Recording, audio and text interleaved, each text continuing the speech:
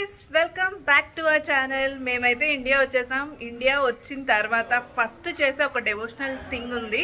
So దాని గురించి నిన్న మొన్న కూడా మన ఛానల్లో వీడియోస్ ఏం రాలేదు. సో ఆ రోజైతే ఫైనల్గా వచ్చేసింది అనమాట. సో ఈ రోజు సో తినడం మేనకోడలు జన్య. Say hi. సో ఈరోజు మన రేవంత్ గారి గెటప్ చూడండి. సో చూసారు కదా, పంచకట్టు అదిరిపోయింది. సో ఫస్ట్ అయితే థింగ్స్ రెడీ చేసుకుంటున్నాం, తర్వాత ఇదేంటో ప్రాసెస్ అనేది చెప్తాను. ఫైనలీ 2 years తర్వాత ఇండియా అయితే వచ్చాము. అస్సలు అనుకోలేదు ఇండియా ఇయర్ కూడా వస్తామని, కానీ అనుకోకుండా అలా కలిసి వచ్చేసింది. సో వచ్చేసామన్నమాట. ఇదైతే రేవంత్ వాళ్ళ ఇంట్లో. సో ఇప్పుడు మేము డివోషనల్ థింగ్ ఒకటి చేయబోతున్నాం. అదేంటంటే మా పెళ్ళైన తర్వాత ఫస్ట్ టైం మేము కావడి ఎత్తుతున్నాము. కావడి అనేది తమిళనాడులోను ఇంకా రాయలసీమ సైడు ఎక్కువగా చేస్తారనమాట. సో రేవంత్ వాళ్ళ ఇంట్లో కూడా తరతరాలుగా చేస్తూనే ఉన్నారు. మా పెళ్ళైన తర్వాత ఫస్ట్ టైం మేమైతే కావడి ఎత్తాము. పెళ్ళవక ముందు అయితే నాకు అసలు కావడి అంటే ఏంటో కూడా తెలీదు. కానీ ఈ ప్రాసెస్ అంతా చేస్తున్నప్పుడు అసలు నాకు ఫస్ట్ టైం చేస్తున్నాను అనే ఫీలే లేదు. చాలా బాగా అనిపించింది. సో ఫస్ట్ అయితే మేము ఈ కావడికి ఆయిల్ రాసాము. తర్వాత దీనికి షీకాయతో అభిషేకం చేసాము. అభిషేకం చేసిన ప్రతిసారి మా వదిన హారతిస్తూ ఉన్నింది.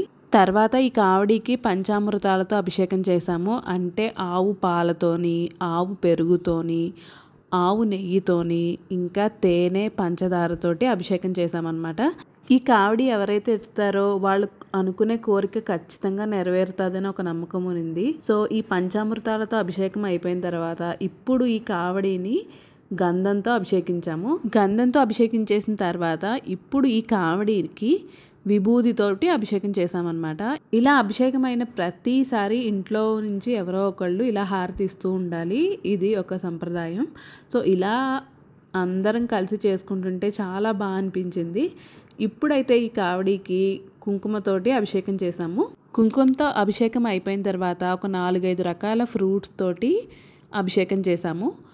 అభిషేకం కూడా ఇంకా అయిపోయి వచ్చింది. లాస్ట్గా ఈ కావడికి అయితే పన్నీర్ తోటి అభిషేకం చేసి ఇంకా బొట్లు పెట్టడం స్టార్ట్ చేసామన్నమాట.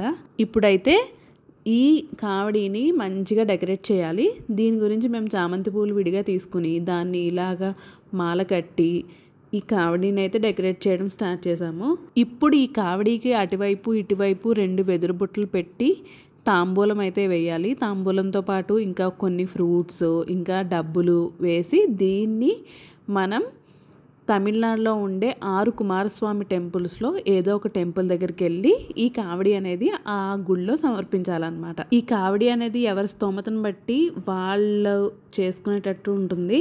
సో కొంతమంది అయితే చెక్కతో చేస్తారు, కొంతమంది అయితే బంగారంతో చేయిస్తారు, కొంతమంది అయితే వెండితో చేయిస్తారనమాట. సో మన స్థాయిని బట్టి మనం దీన్ని అలా చేయించుకోవచ్చు. ఇప్పుడు ఈ కావడికి అభిషేకం చేసేసి డెకరేట్ చేసిన తర్వాత ఇంట్లో ఉన్న వాళ్ళందరం కూడా ఈ కావడికి హారతిచ్చి బ్లెస్సింగ్స్ తీసుకున్నాము. ఇప్పుడు ఈ కావడిని తీసుకెళ్ళి కుమారస్వామి పటం ముందు పెట్టి దీపారాధన చేయాలి. దీపారాధన చేసేసిన తర్వాత ఇంకా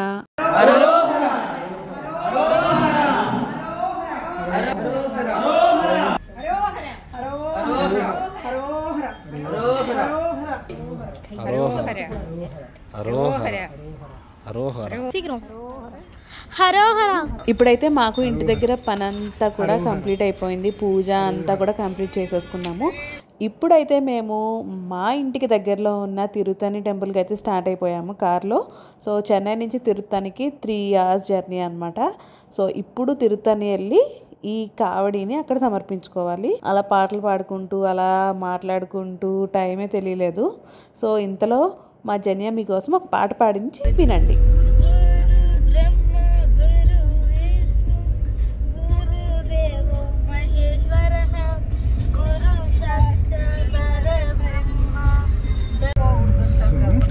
వచ్చేసాము ఆల్మోస్ట్. సో వెళ్ళి దర్శనం చేసేద్దాం అదే టెంపుల్. అయితే ఫైనలీ తిరుపతి టెంపుల్కి అయితే వచ్చేసాము. వచ్చేసిన తర్వాత మన సేమ్ తిరుపతిలో అయితే గుండు కొడతాం కదా, అలాగే ఇక్కడ కూడా గుండు కొట్టచ్చు. సో నేనైతే ఈసారి చేయట్లేదు, నెక్స్ట్ టైం అనుకుంటున్నాను. సో మా మమ్మీ వెళ్ళింది గుండు కొట్టడానికి. So we are waiting here. మేము వెళ్ళిన టైం అయితే చాలా బాగుంది, రష్ అయితే చాలా తక్కువగా ఉంది. దర్శనం కూడా ఆల్మోస్ట్ 1.5 అవర్లో కంప్లీట్ అయిపోయింది అనమాట. సో తిరుత్తని అయితే నేను నా చిన్నప్పుడు ఎప్పుడో 2-3 ఇయర్స్ ఉన్నప్పుడు వచ్చాను, కానీ తర్వాత ఇప్పుడే రావడం. ఇక్కడైతే ఎన్ని కోతులు ఉన్నాయి అంటే అన్ని కోతులు ఉన్నాయి, చేతిలో ఏమున్నా లాగేసుకుంటున్నాయి. సో మీరు కనుక తిరుత్తని వెళ్తున్నారంటే బివేర్ ఆఫ్ మంకీస్ అనమాట. సో ఇంకా మేము టెంపుల్ దర్శనానికి అయితే వెళ్ళిపోతున్నాం. సో దర్శనం కూడా మాకు చాలా బాగా జరిగింది. లోపలికి వెళ్ళి చూసాము, లడ్లు, ఇంకా పెప్పర్ వడ, ఇంకా లడ్డు, పులిహార, స్వీట్ పొంగల్, అలా చాలా ఐటమ్స్ ఉన్నాయి. కానీ ఏది కూడా చాలా రోజులు నిలవ ఉండేటట్లేదు. తీసుకుందాం అనుకుంటే, అంటే ఎవరికి తీసుకొని ఇద్దాం అనుకుంటే. సో ఇక్కడైతే మీకు ఉప్పు and pepper, so salt and pepper తోటి ఒక పరిహార నివారణ చేస్తారు. సో మీకు కనుక హెల్త్ ఇష్యూస్ ఏదైనా ఉన్నా ఇక్కడ వచ్చి సాల్ట్ అండ్ పెప్పర్ కొని దీనికి అభిషేకం లాగా చేస్తే, ఇక్కడ ఉన్న ఈ విగ్రహానికి అభిషేకం లాగా చేస్తే అవన్నీ తీరిపోతుందని నమ్మకం. చాలా క్యూ ఉంది దీనికైతే. ఇక్కడ మన మురుగన్ అంటే సుబ్రహ్మణ్య స్వామి వెపన్కి పూజలు చేస్తున్నారు, టెంకాయ అభిషేకాలు అవన్నీ చేస్తున్నారు.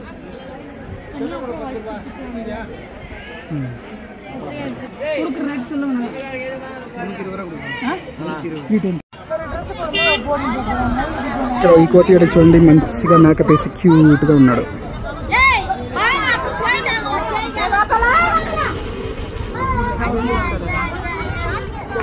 దర్శనం గట్ ఓవర్ కంప్లీటెడ్. సో ఇప్పుడు మేము ప్యాక్ చేసుకొని ఇలా ఈ బండెక్కి ఇంటికి వెళ్ళిపోతున్నాం. సో మధ్యలో అయితే PS4 అని చెప్పి ఒక రెస్టారెంట్ ఇక్కడ తిరుత్తని సైడ్ చాలా ఫేమస్, ఇక్కడికి వచ్చాం. సో ఏంట్రా వీళ్ళు టెంపుల్కి వెళ్ళి వచ్చారు, నాన్ వెజ్ అనుకుంటున్నారా? కాదు, vegetarian paya, exactly mutton paya అనేది pieces. So pure vegetarian hotel ఇది, కాబట్టి భయపడక్కర్లేదు. So idli with paya order చేసాము. టేస్ట్ అయితే